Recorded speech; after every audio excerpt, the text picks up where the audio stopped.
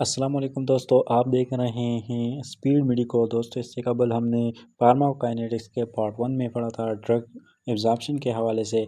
आज हम पढ़ेंगे ड्रग डिस्ट्रीब्यूशन के हवाले से। तो drug distribution simply a process by which a drug leaves the systemic circulation to enters extracellular fluid and tissue. जब हमारे पास ब्लड से ड्रग पास होते हुए सेलुलर लेवल पे या बॉडी फ्लूइड्स में चला जाता है तो इसको ड्रग डिस्ट्रीब्यूशन कहते हैं। लेट सपोज हमने एक ड्रग ली है ओरली, तो सबसे पहले उसकी डाइजेशन हो जाती है, देन उसकी एब्जॉर्प्शन हो जाती है। तो उसका जो कंसंट्रेशन होता है ब्लड स्ट्रीम में वो बहुत ज़्यादा हाई होता है। With the passage of time some of the drug जो है उसकी एलिमिनेशन हो जाती है थ्रू एक्सक्रीटरी सिस्टम, और सम जो ड्रग्स होते हैं वो इन्हीं जो ब्लड स्ट्रीम है उससे स्केप आउट हो जाते हैं टू द बॉडी फ्लूइड्स और टिश्यू लेवल पे चले जाते हैं। तो इस फिनोमेना को डिस्ट्रीब्यूशन कहा जाता है, और इसके नतीजे में जो ब्लड का कंसंट्रेशन होता है सेलुलर लेवल पे, टिश्यू लेवल पे वो इंक्रीज़ हो जाता है, वाइल जो ब्लड में जो कंसंट्रेशन होता है वो डिक्रीज़ होता है। सम ऑफ फैक्टर्स ऐसे हैं जो कि वो डिस्ट्रीब्यूशन को इफ़ेक्ट करते हैं।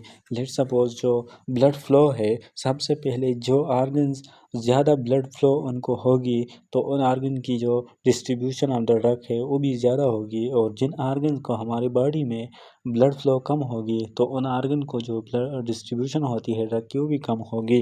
The greater the blood flow to a tissue, greater the distribution of the drug to that organ और टिश्यू।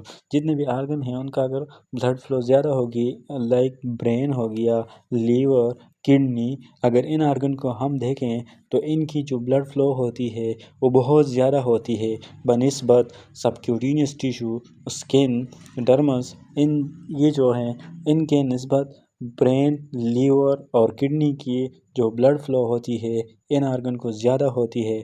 तो इसी वजह से जितने भी हम ड्रग्स लेते हैं तो उनकी जो हाई कंसंट्रेशन होती है वो ब्रेन, लीवर, किडनीज़ में पाई जाती है as compare to the subcutaneous tissue और स्किन। ये आर्गन जो हैं in have greater blood flow, therefore drug reach to these organ with high concentration. जो ब्लड फ्लो है वो डायरेक्टली प्रोपोर्शन है टू द ड्रग डिस्ट्रीब्यूशन। जितनी भी ब्लड फ्लो एक आर्गन को ज़्यादा होगी उतनी ही उसी ड्रग की जो डिस्ट्रीब्यूशन है उस आर्गन को वो ज़्यादा होगी। जो सेकंड फैक्टर है वो है परमेबिलिटी ऑफ कैपिलरी। जब जितनी भी परमेबिलिटी कैपिलरी की ज़्यादा होगी तो विद डिस्ट्रीब्यूशन उस आर्गन को ज़्यादा होगी। लेट सपोज हमारे पास जो लीवर है या स्प्लीन है, तो इनमें जो कैपिलरीज होते हैं वो पोरस होते हैं। उनसे जो सब्सटेंसेस होते हैं वो इजीली स्केप कर जाते हैं टू आउटसाइड, और इनके जो एंडोथेलियल सेल्स होते हैं कैपिलरीज के वो एक दूसरे से बहुत दूर दूर होते हैं, और इनके दरमियान ये जो स्पेस होता है इसको स्लिट जंक्शन कहा जाता है। और इन स्लिट जंक्शन की होने की वजह से जितने भी सब्सटेंसेस इनसाइड द सेल्स होते हैं, इनसाइड द कैपिलरीज होते हैं, वो इजीली पास कर देते हैं from the slit to the outside the extracellular fluid में। ऑन द अदर हैंड अगर हम देखें ब्लड ब्रेन बैरियर को, तो ब्रेन में जो कैपिलरीज होती हैं उनके जो एंडोथेलियल सेल्स होते हैं वो बिल्कुल एक दूसरे के करीब करीब होते हैं, और उनके जो दरमियान में स्लिट जंक्शन है वो ना होने के बराबर होता है। इसीलिए जितने भी ये कैपिलरीज हैं इनमें से जितने सब्सटेंसेस है उनको पास होना है तो सिंपली इस कैपिलरीज जो एंडोथेलियल सेल है इनमें डिज़ाल्व होके वो पास होंगे।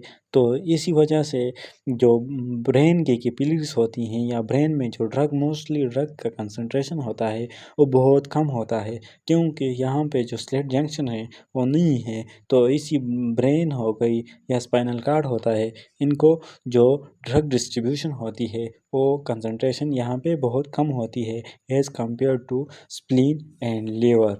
जो थर्ड फैक्टर है वो है binding of drug to the plasma protein.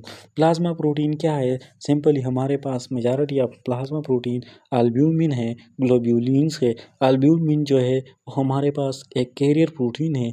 जितने भी सब्सटेंसेस हमारे बॉडी के अंदर बनते हैं या बाहर से ले लेते हैं हम, तो उनकी एक जगह से दूसरी जगह ट्रांसपोर्टेशन होती है with the help of transporter, और उन्हीं ट्रांसपोर्टर में से एक अल्ब्यूमिन है जो मोस्टली जितने भी ड्रग्स हैं उनकी ट्रांसपोर्टेशन करता है। ट्रांसपोर्टेशन करता है तो कैसे करता है कि सिंपली जब ड्रग की एब्जॉर्प्शन हो जाती है हमारी बॉडी में, तो ब्लड में ये ड्रग इस अल्ब्यूमिन के साथ बाइंड कर जाता है। लेकिन ये जो बाइंडिंग होती है ये रिवर्सिबल होती है। तो क्या होता है कि drug bound with albumin reversibly, जब एक ड्रग बाउंड करता है अल्ब्यूमिन के साथ reversibly, increase their half life को कैसे इंक्रीज करता है वो हम आगे पढ़ते हैं। When free drug concentration decrease, तो क्या होता है, सिंपली ऐसा होता है कि ये जो अल्ब्यूमिन है इसके साथ ड्रग की बाइंडिंग हो जाती है, तो ये बाउंडेड फॉर्म में होता है, ठीक है। और सम कंसंट्रेशन जो होता है वो फ्री फॉर्म में होता है।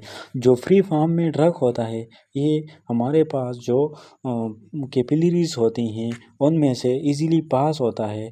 तो जब फ्री कंसंट्रेशन जब इसका डिक्रीज़ हो जाता है, फ्री जो लिविंग ड्रग होता है उसकी कंसंट्रेशन डिक्रीज़ होता है, तो फिर जो ड्रग अल्ब्यूमिन के साथ बाउंड हुआ होता है उसकी भी डिसोसिएशन हो जाती है और वो भी फ्री हो जाता है। तो इसी वजह से ये इसका जो कंसंट्रेशन है वो कांस्टेंट रहता है और आहिस्ता आहिस्ता ब्लड जो है वो ड्रग को कैरी करता है टू स्पेसिफिक आर्गन और वहाँ इसकी डिस्ट्रीब्यूशन होती है। तो अल्ब्यूमिन के साथ जब एक ड्रग बाउंड करता है तो उसकी जो डिस्ट्रीब्यूशन है वो कम हो जाती है, क्योंकि जो बाउंडेड ड्रग होते हैं अल्ब्यूमिन के साथ वो उनकी डिस्ट्रीब्यूशन नहीं होती। अल्ब्यूमिन सिर्फ और सिर्फ ब्लड में होते हैं, वाइल जो ड्रग होते हैं उनको आउटसाइड द ब्लड जाना होता है। तो जो जब बाउंड होता है ड्रग इसी अल्ब्यूमिन के साथ तो रिमेन रहता है इन द ब्लड और इसकी जो डिस्ट्रीब्यूशन होती है अदर बॉडी पार्ट्स में वो कम होती है।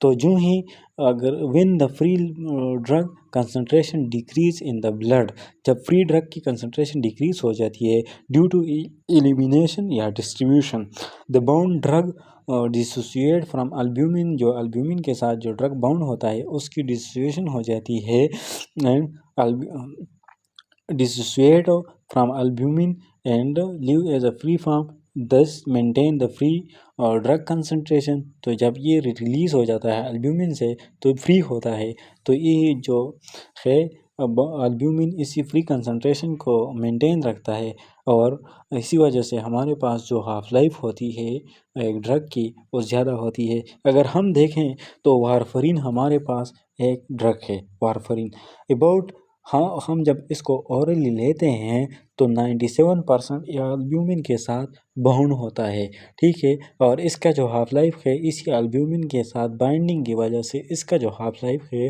वो 36 टू 42 हावर्स इसकी हाफ लाइफ है, यानी कि 36 या 42 आवर बाद हमने एक ही डोज को रिपीट करना है, दोबारा उसी मेडिसिन को लेनी है। अगर ये अल्ब्यूमिन के साथ बाउंड ना हो तो इसकी जो हाफ लाइफ होती है वो कम होती है, जो ड्रग का कंसंट्रेशन जो होता है वो कम हो जाता है, ठीक है। हाफ लाइफ क्या है कि हाँ सिंपली हाफ लाइफ ये है कि हमने लेट सपोज 100 मिलीग्राम ड्रग्स ली है, ये हमारे पास ब्लड में है, तो कितने टाइम बाद इसका जो हाफ कंसंट्रेशन के लेट सपोज 50 मिलीग्राम हमारे पास ब्लड में रहेगी, तो इसको हाफ लाइफ कहते हैं कि लेट सपोज 4 घंटे बाद जो है इसका कंसंट्रेशन ब्लड में कम होके इसका जो ओरिजिनल कंसंट्रेशन था उसके हाफ हो जाता है, तो इस टाइम को हाफ लाइफ कहते हैं, ठीक है। तो बाउंडिंग ऑफ द ड्रग जो प्लाज्मा प्रोटीन के साथ जब बाउंड करता है तो उसकी जो डिस्ट्रीब्यूशन होती है वो कम हो जाती है और स्पेशली जो CSF है उसमें इसकी डिस्ट्रीब्यूशन नहीं होती।